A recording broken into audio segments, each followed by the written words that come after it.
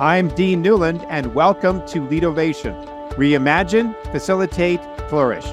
This podcast is dedicated to the art and science of innovative leadership. Through insightful interviews with industry experts, I bring you cutting-edge strategies and experiences of innovative leadership, helping you think differently, act strategically, and achieve remarkable results. Join me as I provide insights and tools that empower you to make smarter decisions, forge meaningful relationships. Welcome to Leadovation.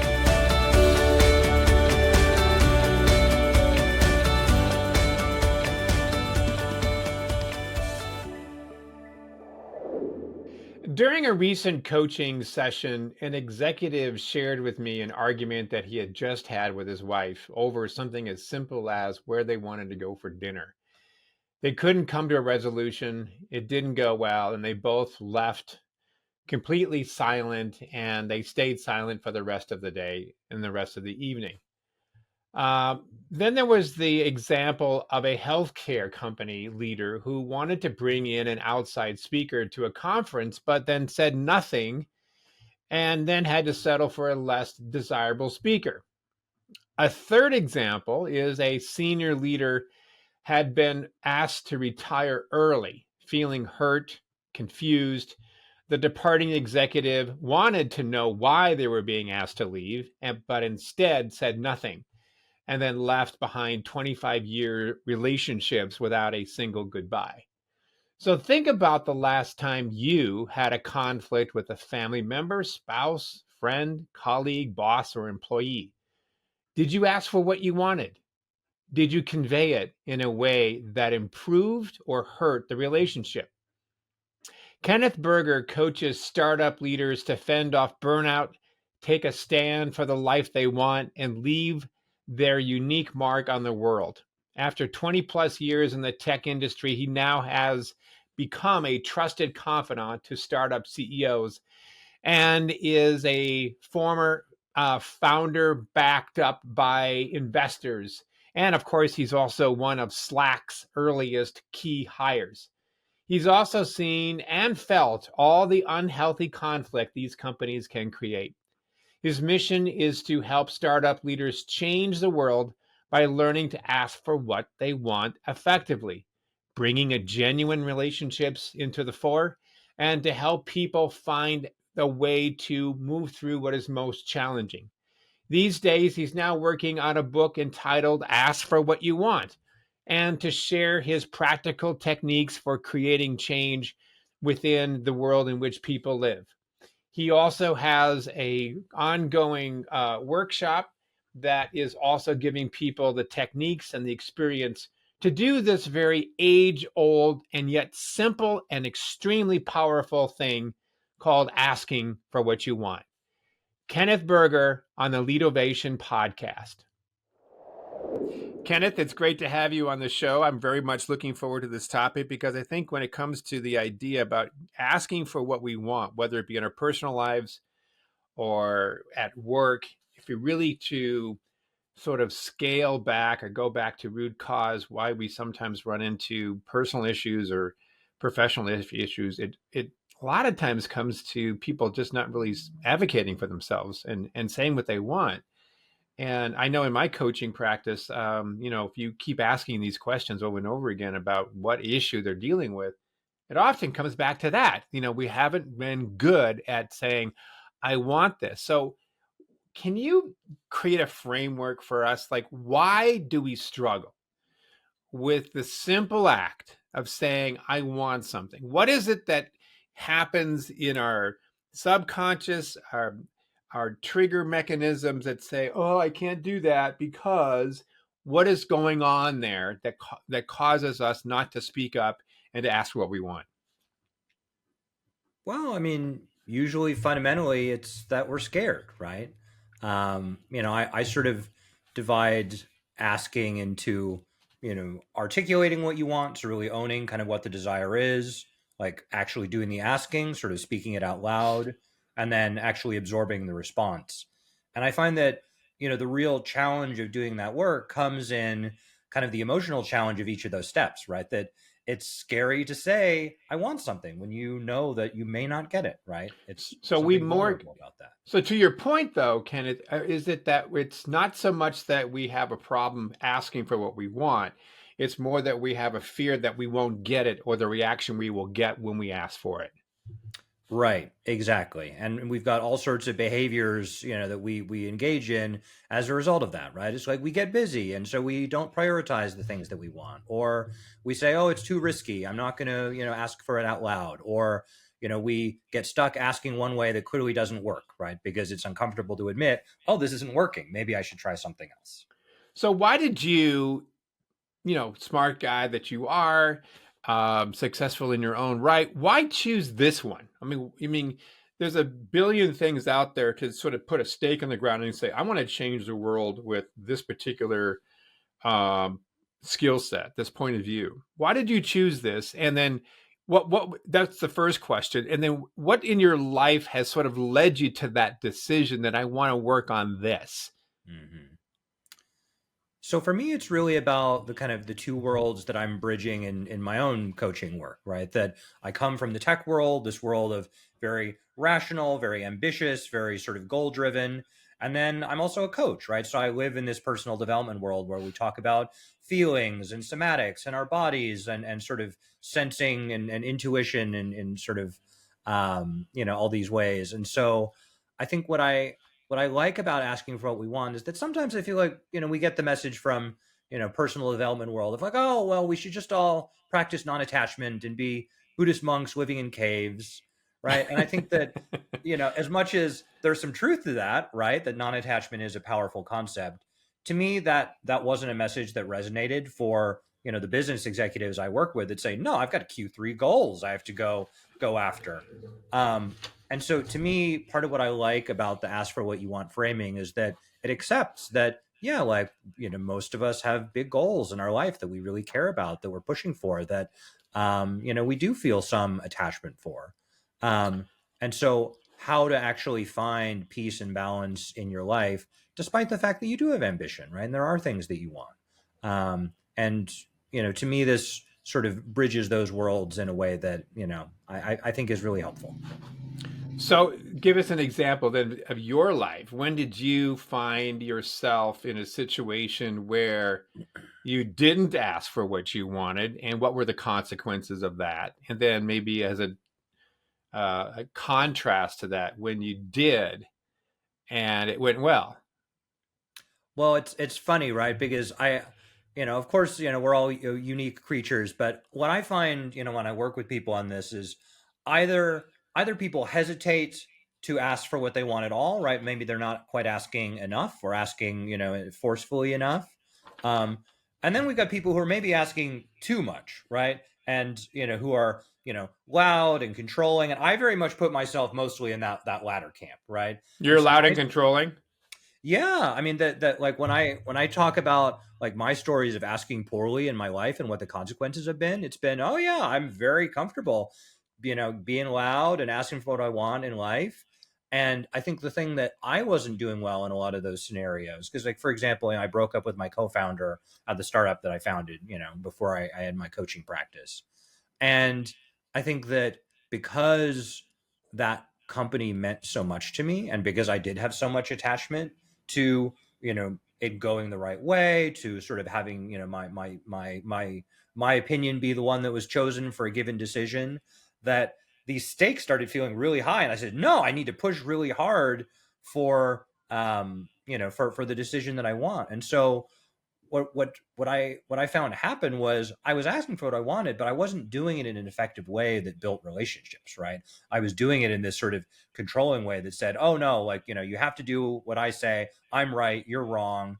And to me, like that's one of the most common ways that people kind of mess up the asking is they ask with a lot of entitlement or righteousness or blame even, right? Of saying, I deserve this, I am right about my opinion that that you should say yes to this request, and if you don't, you are wrong or you are bad or what have you. Um, and so to me, the power of asking well is of learning from the mistakes I made of asking in these kind of boorish ways, and saying, gosh, like, what happens if I actually speak my truth of what my true desires are, but I do it in this way that's actually humble, that says, I may not be right. I know I'm not entitled to this. And I don't blame you if you say no, because I respect, your right to say no, your right to set a boundary and say, no, like, I'm not going to agree to this request. And so the power of that is then that you get to create this connection between two people instead of Hmm. dividing and saying, oh, no, I said no. And so now you're mad at me and I'm mad at you. We say, no, I shared what I wanted. You said no. And that's okay, right? I respect that. And so when you start from that foundation of building mutual respect for each of your desires, what you want and what you don't want, a lot is possible, right? And that's how you eventually often get to a yes. So I want to get into the other skills that buttress and support this one around asking for what one wants, because what you started to introduce was things like humility, almost without saying it, negotiation, finding a win-win solution to whatever you want versus somebody else wants. But before we get to, let me put that on a shelf for a second and go way out on a macro level. We've got, Mhm.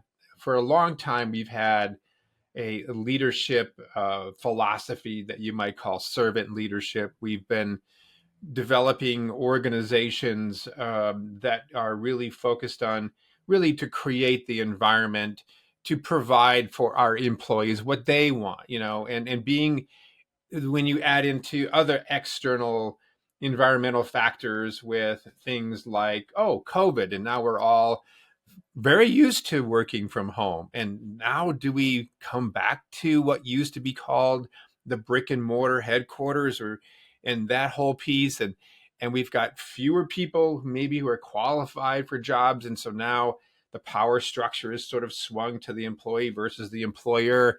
And so we don't want to lose anybody if I'm a company. So we're really doing what we can, Starbucks cards to, casual Fridays, or work 2 days a week at home versus at the office. All these things are very much focused on sort of providing for what the employee wants. And yet, on the other side of the fence, which is this idea that what I may want, I could be the company, the manager, and so forth. There is a desire on that side of the equation. There are accountabilities, there are expectations. Um, what do you see from that macro perspective around how the pendulum has swung or hasn't swung regarding, the idea of serving other people at the same time, the accountability that we need certain things done, and how do you see that duality showing up, and how do we bridge those gaps? So yeah, I certainly am well aware and deep in the details of sort of finding that balance, both from the sort of employer and employee perspective, right? Like working with clients and people in my courses. Um, and yeah, I think that these things to me are really kind of I don't know, I guess not microcosms but macrocosms of Hmm.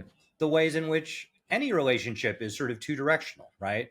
Like we have needs, and so when we have a relationship, like we make asks of other people. But at the same time, like it's two ways, right? Even if you're an employer, and in a certain way, like it is a very much one way relationship. In order for it to be a healthy relationship that people want to stay in for a long time, or that's actually sort of more meaningful or safe, as opposed to sort of like highly transactional, aka you know I only do this because I get the paycheck, and otherwise it doesn't mean anything to me, right? Yeah. Then it kind of has to be two-way, and it has to be to some degree a negotiation. And I think some of the societal changes you're talking about of, oh, do employees have more power now? Now, over the past year or two, I've seen it sort of more going the other way in the tech world, that there's lots of layoffs. Yes. There's more people on the job market. Okay, so maybe now, employers have a little bit more ability to be choosy or feel a little bit more confident to sort of advocate for, their desires or goals or what have you. But regardless, Hmm. right, it's always this give and take of negotiation, of relationship building. Yeah. So I guess, we could point the finger at the economy, the the fact that we don't have enough employees applying for positions, and we could always say that that's sort of the conditions of how the pendulum would swing back and forth between employer and employee, and therefore one has an advantage over the other person. But it seems like that's a fairly base kind of philosophy to live by, right? That no matter what the environment, maybe call utopian, we should be able to ask for what we want and somehow find a way to stay in relationship with people so that they get what they want as well, regardless of the external factors that might be, seen as advantageous. So from that perspective, Kenneth, what's your model, man? What's your process? Like I'm sitting here thinking and my mind is spinning with all sorts of ideas, but I want to know what your point of view is. And I'm sure somebody who's listening to this going, okay, this guy knows a few things. Is there a few, 3 or 4 tips that I should remember that maybe you teach in your course or that you work with your clients on that we should walk away from and remember, whether it's coming to talking about our husband and wives and our kids versus our employers and employees? So the first thing I'd highlight based on what you said is that, because I think I heard a little bit of implication of like, oh well, like you shouldn't ask for what you want, like unless you think you're going to get it, right? And like, because that's not at all. No, not at all. Yeah. Okay, well, fair enough, right? Because Yeah. it's because to me, when we talk about power struggles of like who has more power in a relationship versus not, to me it's like a little bit beside the point, because what are you going to do? Just because someone has more power over you, you're not going to express your true desires. You're going to hide this important piece of yourself. Right. No. Now, Right. are you likely to get a different response depending on what the power relationship is? Totally. But I think part of what I think can be counterintuitive about asking is a lot of people do make that calculus and say, oh gosh, there's no point in me even articulating this desire or saying anything about it because it's so unlikely it's going to happen. Why would I even bother? Right. And to me, the answer to that is about like, are you going to hide yourself from the world and sort of, have all of this energy drain of saying, oh, I'm going to pretend to be this person who's totally fine and doesn't want anything? Or am I going to put myself out there and say, these are the things I want? And I know I may not get them, right? Because no one's entitled to anything. But I'm gonna go out there and be my real self. And I think that people really tend to underestimate how much energy they're using by just hiding all that. And the moment they put it out there, whether they get it or not, often they say, wow, Kenneth, I feel so much better having said it. It's not this thing I have to hide anymore.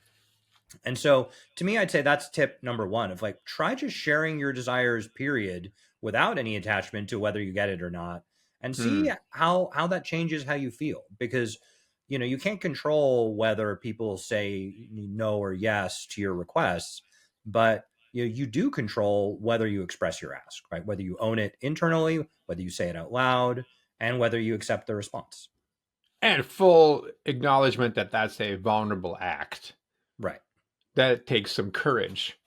And so I liked what you're saying, that even just getting it out there is a really important step. I'm also thinking about, I want to get your thoughts on this as well, is that while we are so interconnected across the globe with our devices, we're also a lot more isolated than maybe we've ever been. We've got our Surgeon General. I keep talking about this guy, Vivek Murthy, who talks about the fact that we have a pandemic, or an epidemic, I should say, of isolation and depression, and it's a real issue. And so we have our kids and ourselves are on our devices, but are we really having meaningful conversations? And so over time, my perspective, it seems to be, is that we're getting lazy and flabby in the ability to communicate what we want, because we have these surrogates, these bots almost of self being representative of who we are in the AI world and outside of our flesh and blood.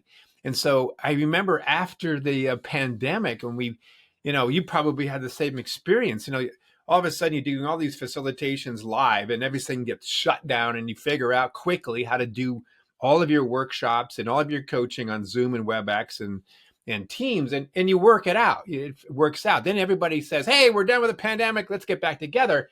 And I don't know about you, but we just got a flood of work that all of a sudden, yes, let's go here, let's go here. And I was on the planes a lot. But I noticed that there was like this kind of awkwardness around, now I'm talking to people again, face to face, three dimensionality, life and blood. I could see the whites of their eyes in real time, and there was a sense of shyness. There was a sense of awkwardness, like like the pimply teenager going to prom and not knowing how to talk to the pretty girl or boy. That sort of awkwardness was going on back then, because I think that we just got sort of out of practice about how to communicate and how to ask for what we want. And I still think that there's a lingering effect of that. And that's why I guess I'm so fascinated by your topic, because I think it's cutting through this larger, slow societal trend towards disconnection and AKA we're not asking for what we want. What's your thoughts? Am I barking up the same tree that you think? Yeah, no, I definitely, resonate with some of the things you're saying there, and I think that you're right that asking for what you want is a vulnerable act, and that I think that when we were all in our safe little bedroom offices, and and got to sort of shut our cameras on and off as we saw fit, right? It's very easy to sort of draw those boundaries of how much we're willing to expose. And it's like, guess what? You only get to see my face in 720p. So you can't really see Yeah. all the expressions, or, the pores or the wrinkle lines, or, that little note of worry when you say that, right? There's a certain protectiveness that I think comes with being in this little Zoom box. Yeah. And so you're right that I think these things that were kind of normal before, of like, yeah, just show up in an office, like show your face, talk to people, make requests, probably do feel a little bit more vulnerable for some folks now.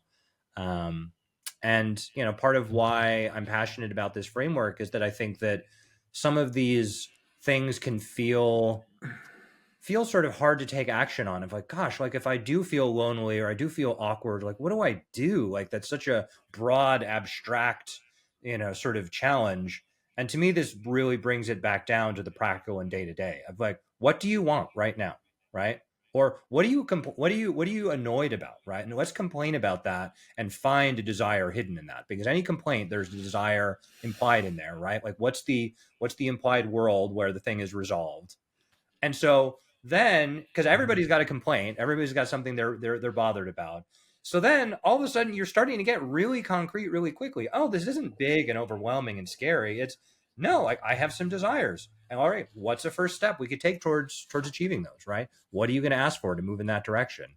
And all of a sudden we go from, oh my gosh, this is big and overwhelming and crazy, to, man, like I know what I want. I'm going to go ask for it, and we'll see what they say. Do people know what they want?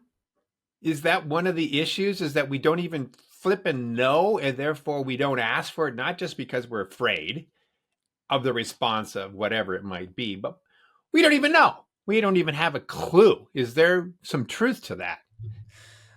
Yes, for sure. And that's a great question, because to me, this is actually another one of the big reasons we don't ask for what we want is we're waiting for certainty, right? We say, ooh, well, I'm not sure I want that. Like, what if I get it and I don't like it, right? Or I'm not sure they're going to say yes, so maybe I'm not going to ask until I'm sure I'm going to get a yes in response. And so it's about fear, right? I'm afraid of what it's going to feel like if I get a no or I don't get the results that I want. It's fascinating. I was just talking to a healthcare system CEO just before I got on this call with you, and we were talking about this upcoming summit that I'm going to be facilitating. And it's designed as an ideation summit. And we found that some of his staff was coming at it from how do we solve problems? How do we implement? But we haven't even defined what it is we want yet. Mm-hmm. And so I find that what you said is even showing up in a conversation I had today, is that how do you then solve a problem until you know what it is you're trying to get, what does you really want? And that tendency of that, I noticed that, with my son sometime, that he wants to know, what the rest of his life is going to look like before he takes a step towards that. It's like, wait a minute, start figuring out what you want tomorrow, the next day, the next month, next year. You don't have to get it all figured out, So this idea about certainty, I do think you're onto something, is around how that kind of chokes our ability to be able to clarify what we want, because what if there's no certainty to it? We could be asking for something that has never been done before, right? Think about the certainty of being married. I'm going to put my ring on your finger. I promise these things, and I'm going to rattle them off. Do I have certainty that this is going to come to fruition and this is going to be successful? Hell no. And yet we do it. And so, because we want the experience with this particular person. So I do think we have, models of our lives where we can draw upon. But I think you've got a good point, is that we don't always know what we want, and that gets in the way of it. Well, and it's part of why I really like the word dreams, right? Because I sort of use what you want or desires or dreams like somewhat interchangeably, but to me, dreams is nice because dreams are fuzzy, right? Mm. And when you write that 5-year strategy deck, how sure are you about what it's going to be like 5 years from now, right? Right. Probably pretty fuzzy, no matter what you put on that slide deck, right? Yeah. And that doesn't mean there's something wrong. That's the nature of dreams, right? It's a little bit fuzzy of like, gosh, like, wouldn't it be great if in 5 years this were true?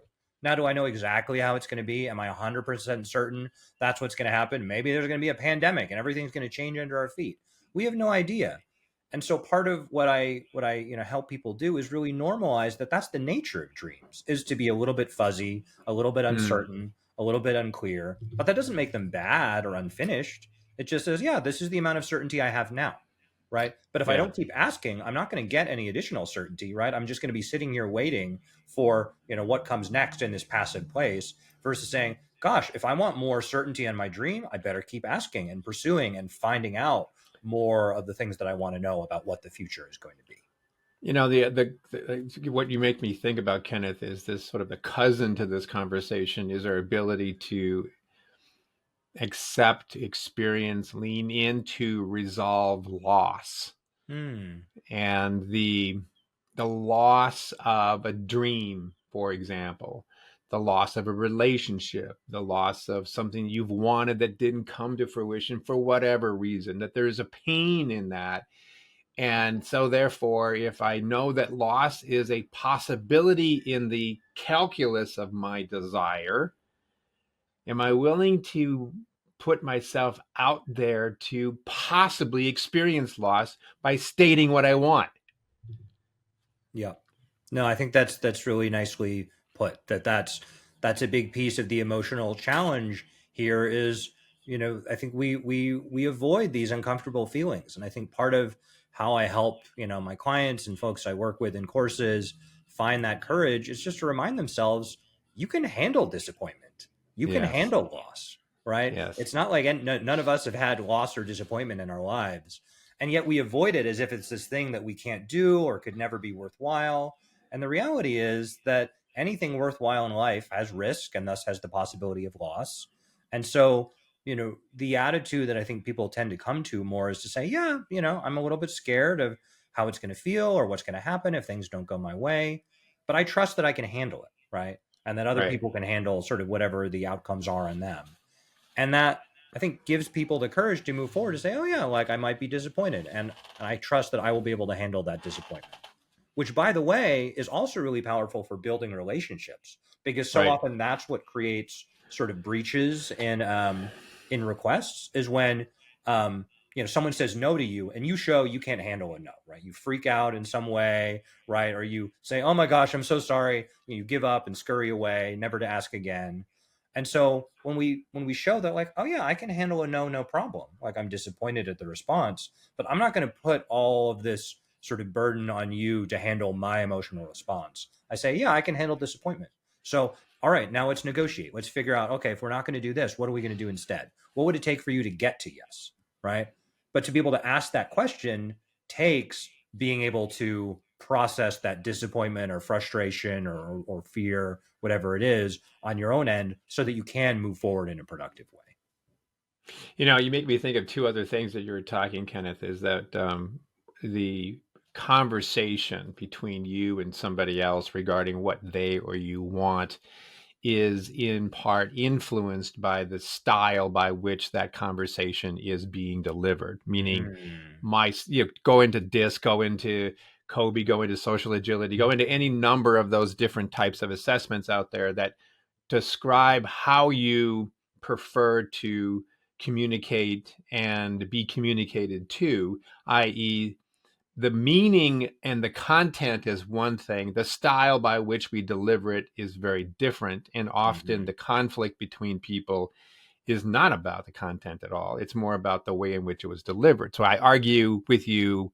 about how we're arguing, right? We're not really talking about the thing that we should be talking about. We're talking about the way we're talking about the way we're talking about that's getting in the way, right? Then we get off on the tangents about those things. So I sense that that's a part of this. And the second thing that makes me think of is that you've taken this really simple type of, almost at first glance, basic concept around asking for what you want. But when you dig into it, like what we're doing now, it's probably one of the most fundamental concepts that relate to almost any relationship, probably all relationships, be it interpersonal at home or whether it be at work, be it in society. It has a tremendous series of tentacles in all sorts of other areas. Negotiation, style, conflict, fear, isolation, confidence, intuition, all these things somehow come back to this little conversation around asking for what you want. Yep. Well done. Well, I'm glad you see it. This is why I'm so excited about it. I get it. Because it's big, but it's also practical and actionable, right? If I asked you, are you fully realized in your life? You'd be like, well, gosh, I don't know how to answer a question like that. Yeah, exactly. Right? Yeah. But if you ask someone, are you asking for what you want? Like in a consistent manner most of the time, right? Right. Like that's a much more specific question. Usually people do have an answer to that. Or what's something that you really want that you haven't been asking for, right? Yeah. Or maybe a desire you haven't fully articulated. What if we said that out loud, right? Yeah. What would that be? And so that puts them on a journey where they can actually take action on it, as opposed to sit in a general sense of, I'm frustrated. I'm not like, there's something wrong, but I'm not quite sure what. The podcast that we're on right now used to be called The Business of Intuition, based on a TED Talk I did a while ago. And I still have a tremendous amount of respect for that. And we talk about it occasionally, but we moved to this new topic called Leadovation, because part of it was we wanted to expand and respond to what we were hearing from listeners and so forth.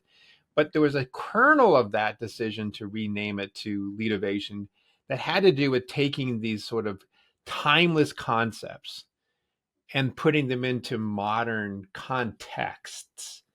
And so this timeless concept that you just bring up, which is about asking for what you want, right? It's been around for a few years at least, right? I'm sure that we can go back into spiritual texts and we can go back into Plato and find similar types of ideas that you are describing. But when you put it into the context of today, in the world in which we live, the speed at which we are going through change, it has a different kind of meaning. It's timeless and yet it's new again. And that's what part of this podcast was trying to do, was to bring those concepts into, the 21st century. And you just, are a great example of that and what you're talking about. So I really appreciate that.